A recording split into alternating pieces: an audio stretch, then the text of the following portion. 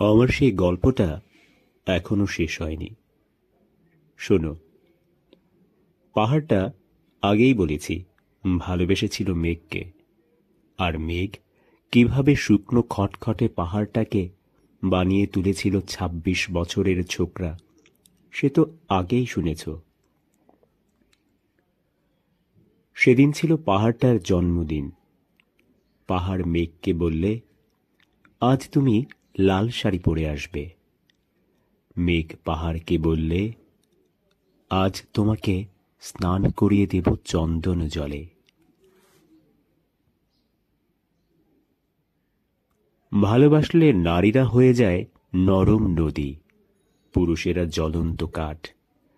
সেইভাবেই মেঘ ছিল পাহাড়ের আলিঙ্গনের আগুনে, পাহাড় ছিল মেঘের ঢেউ জলে।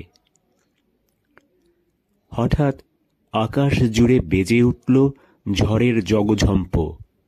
ঝাঁকড়া চুল উড়িয়ে ছিনতাইয়ের ভঙ্গিতে ছুটে এলো এক ঝাঁক হাওয়া। মেঘের আঁচলে টান মেরে বললে, ওঠ ছুরি, তোর বিয়ে। এখনো শেষ হয়নি গল্পটা। বজ্রের সঙ্গে মেঘের বিয়েটা হয়ে গেল ঠিকই, কিন্তু পাহাড়কে সে কোনো দিনই ভুলতে পারল না। বিশ্বাস না হয় তো চিরে দেখতে পারো, পাহাড়টার হাড় পাঁজর ভিতরে থই থই করছে শত ঝর্ণার জল।